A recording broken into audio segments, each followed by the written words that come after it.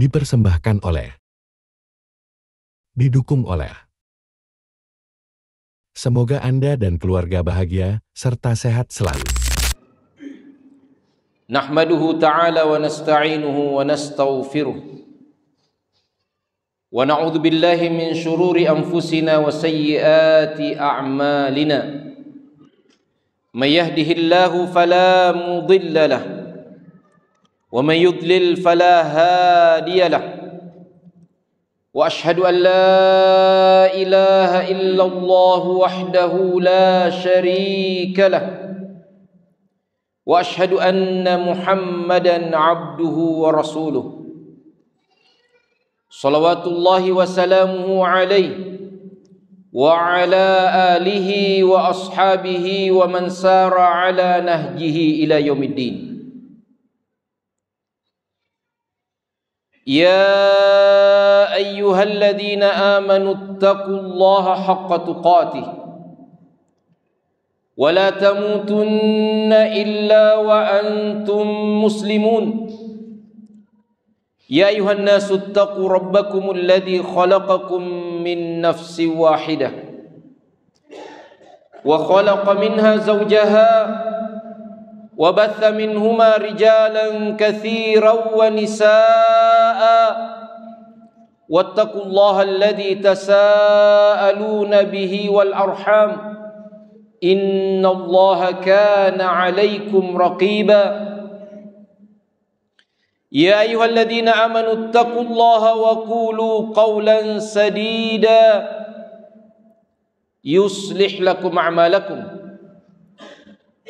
wa yaghfir lakum dhunubakum wa may yuti'illaha wa rasulahu faqad faza fawzan 'azima. Amma ba'du fa inna ahsanal hadithi kitabullahi ta'ala wa khairal hadi hadi Muhammadin sallallahu alaihi wasallam wa syarral umuri muhdatsatuha wa kullu muhdatsatin bid'ah wa kullu bid'atin dhalalah wa kullu dhalalatin finnar. Ma'asyiral muslimin, jamaah Jumat yang dirahmati Allah, a'anakumullah wa a'azzakum. Hari ini Jumat tanggal 1 Rabiul Akhir bertepatan tanggal 4 Oktober 2024, menggenapkan 1 tahun sejarah emas keberanian sekaligus pengorbanan akbar membela Al-Aqsa. Saudara-saudara kita di Gaza dan Palestina sejak 7 Oktober tahun silam, tahun 2023 yang lalu, telah memperlihatkan satu keberanian yang luar biasa dan keperwiraan para pejuang kemerdekaan Palestina. Dapat kita bayangkan, walau telah diblokade dari dunia luar selama kurang lebih 15 tahun, sehingga Gaza, kota Gaza praktis menjadi penjara terbesar sepanjang sejarah. Namun para mujahid, para pejuang kemerdekaan Palestina itu pada awal Oktober 2023 yang lalu melakukan aksi perlawanan yang sangat heroik, bukan hanya dalam sejarah perjuangan kemerdekaan rakyat Palestina, bahkan dalam sejarah kemerdekaan bangsa-bangsa terjajah. Dengan segala keterbatasan material, kelompok-kelompok perjuangan kemerdekaan Palestina berhasil menundukkan dan meluluh lantakkan militer penjajah Zionis Israel yang notabene katanya menduduki peringkat posisi ke-17 menurut global firepower dari sisi militer dari seluruh negara-negara yang ada di dunia ini. Pada hari itu 1.200 penghuni liar Yahudi yang telah merampas bahkan menduduki tanah-tanah Palestina tewas. 240 penghuni liar lainnya berhasil disandera. Hingga hari ini lebih dari setengah juta penghuni liar Yahudi yang ada di Palestina telah kapok. Mereka balik ke negara asalnya masing-masing, tersebar dari berbagai negara Eropa, Amerika. Mereka kembali ke negara asal mereka, dan insya Allah tidak akan kembali lagi ke tanah suci Palestina, Al-Aqsa. Akibatnya para pemimpin penjajah Zionis menjadi kalap. Kekuatan militer penjajah Zionis membalas dengan membabi buta dan secara sangat biadab dan pengecut. Dalam 1 tahun terakhir ini, dunia semakin mencekam dan horor karena diwarnai oleh genosida dan kekejaman tak terperikan oleh penjajah Zionis Israel terhadap saudara-saudara kita yang ada di Gaza. Setiap hari dalam 1 tahun terakhir, duka menyelimuti keluarga-keluarga di Gaza. Sudah hampir 45.000 saudara-saudara kita yang syahid insya Allah, yang menjadikan kita sangat miris karena sebagian korban tewas itu adalah kelompok wanita dan anak-anak.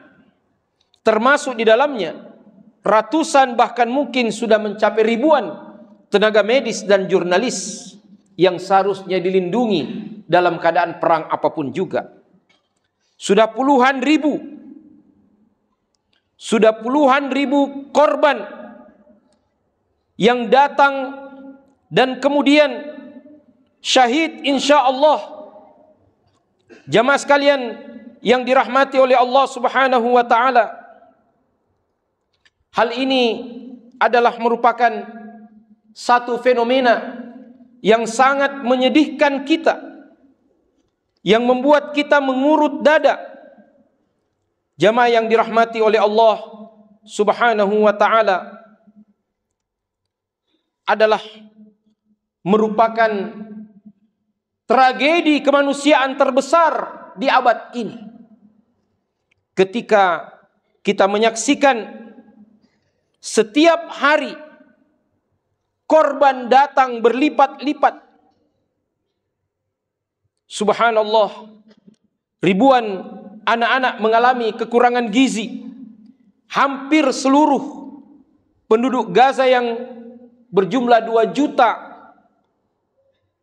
terjangkit infeksi dan penyakit menular akibat air, udara, tanah, semuanya tercemar. Puluhan ribu wanita-wanita hamil terlantar, tidak mendapatkan pelayanan kesehatan. Ratusan sekolah, universitas, masjid, bahkan beberapa gereja sekalipun, kantor, layanan publik hancur lebur.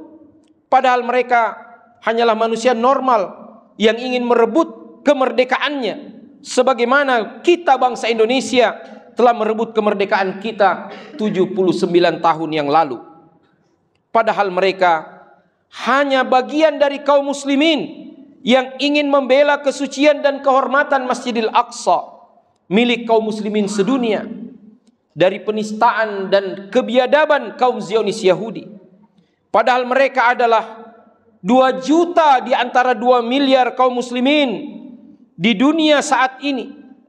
Allah Subhanahu wa taala berfirman, "Laisal birra an tuwallu wujuhakum qibala al-masyriqi wal maghrib, walakinnal birra man amana billahi wal yawmil akhir wal malaikati wal kitabi wan nabiyyin wa atal mala ala hubbihi dawil qurba wal yatama wal masakin wa ibnis sabil was-sa'ilin wa fir riqab wa aqama as-salata wa ata az-zakah wal mufuna bi ahdihim idza ahadu was-sabirina fil ba'sa'i wad-dharra'i wa hinal ba's ulaika alladziina shadaqu wa ulaika humul muttaqun. Bukanlah kebaikan itu kau hadapkan wajahmu ke timur atau ke barat, tapi kebaikan itu adalah kau beriman. Siapa-siapa yang beriman kepada Allah, hari akhirat, malaikat, kitab-kitab dan para nabi, serta memberikan harta yang dicintainya kepada kerabat, anak-anak yatim, fakir miskin, musafir, pengemis, dan untuk memerdekakan hamba sahaya, melaksanakan sholat, menunaikan zakat, menepati janji apabila berjanji, sabar dalam kemelaratan, penderitaan dan pada masa peperangan. Mereka itulah orang-orang yang benar dan mereka itulah orang-orang yang bertakwa. Dalam ayat ini Allah Subhanahu wa taala menegaskan bahwa tindakan nyata dalam membantu sesama adalah tanda iman dan takwa kita. Mari kita tunjukkan wala kita, empati kita, bukan hanya dengan kata-kata, tetapi dengan tindakan yang nyata. Pertama, marilah kita tidak lelah dan putus asa untuk senantiasa berdoa, mendoakan saudara-saudara kita di sana, di Gaza dan di Al-Aqsa. Doa adalah kekuatan yang tak terhingga. Mari kita panjatkan doa untuk saudara-saudara kita di sana agar diberi kekuatan, kesabaran, serta Allah Subhanahu wa taala mempercepat pertolongannya. Dan mari kita doakan agar Masjidil Aqsa segera bebas dari cengkeraman penjajah Zionis Israel dan kembali ke haribaan kaum muslimin. Yang kedua, mari kita bersungguh-sungguh berjihad dengan harta kita, menyalurkan harta yang merupakan titipan dan amanah Allah kepada mereka yang ada di sana. Sekecil apapun itu akan sangat berarti dan dapat menjadi harapan bagi mereka yang membutuhkan. Kita bisa berdonasi, berinfak, berjihad dengan harta kita melalui lembaga-lembaga kemanusiaan yang terpercaya dan telah berpengalaman untuk menyalurkan bantuan kita di sana. Dan yang ketiga, mari kita tidak berhenti untuk bersuara, ambil bagian dalam aksi-aksi kemanusiaan, bela Al-Aqsa dan Palestina, bela Gaza. Kita tidak boleh diam sementara tindakan genosida terus berlangsung setiap hari. Saat kita sholat di sini, senjata-senjata, bom, mitraliur, dan berbagai macam kezaliman, keangkara-murkaan masih terus berlangsung dari penjajah Zionis Yahudi Israel. Maka kita juga tidak boleh berhenti untuk menunjukkan kepada Allah Subhanahu wa taala pembelaan kita, jihad dengan harta kita. Ketika kita tidak bisa melangkahkan kaki kita ke sana, maka jangan sampai sebagian dari rezeki Allah Subhanahu wa taala berat untuk kita infakkan di jalan Allah.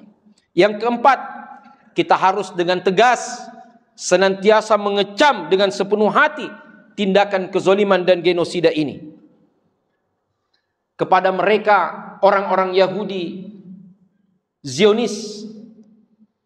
Jika kalian orang-orang yang memiliki sedikit rasa malu, tampillah ke gelanggang, berperanglah dengan para mujahidin. Jangan menjadikan anak-anak, orang tua dan rakyat sipil menjadi sasaran keangkara-murkaan dan kebiadaban kalian.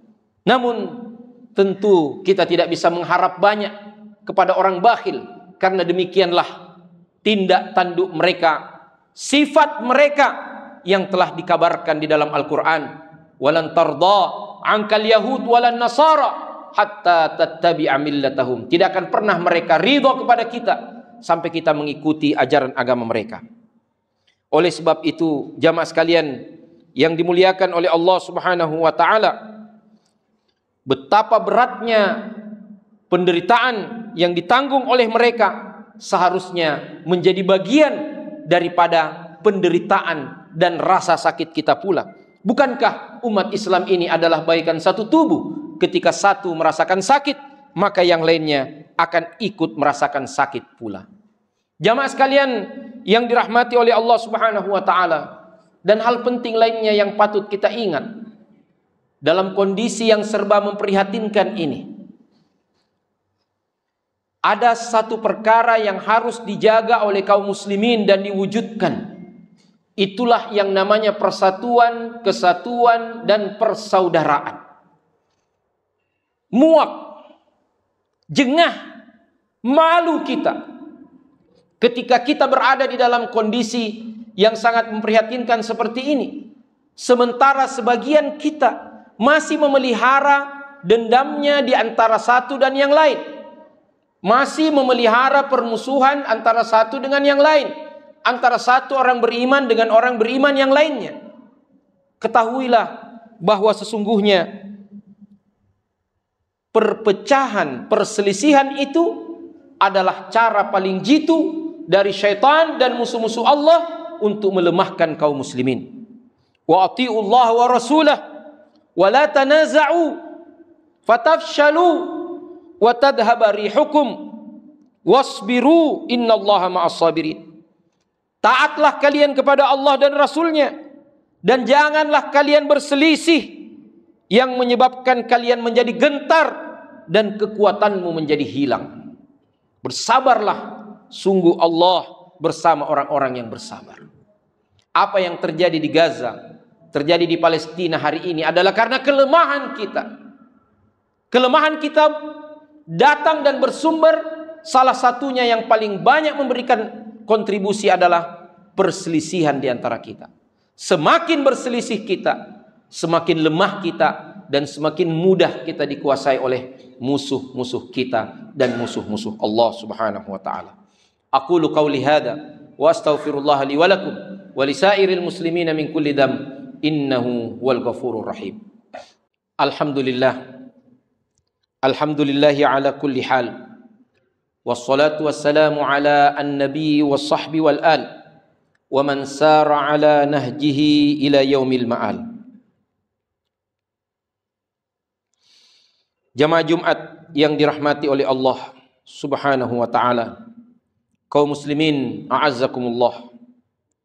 Solusi nyata dari semua tragedi ini hanya satu kata: jihad.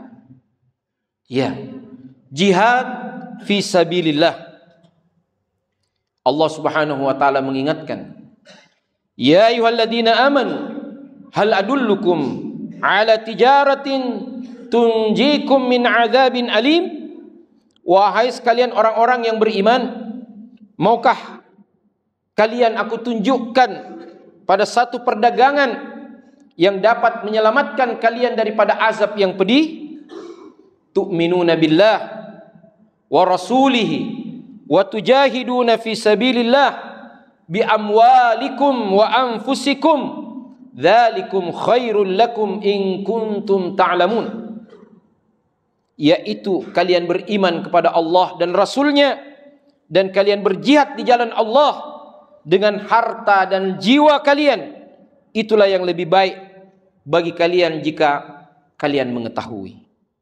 Di saat saudara-saudara kita di sana telah mempertaruhkan nyawa, membela tanah suci, rela mati dengan tujuan mulia perjuangan di jalan Allah, merebut kemerdekaan Masjidil Aqsa, Palestina dan Gaza, maka jika langkah kita sekali lagi tak dapat hadir di sana, maka jangan biarkan sanubari kita menjadi gaib dan tidak peduli kepada mereka.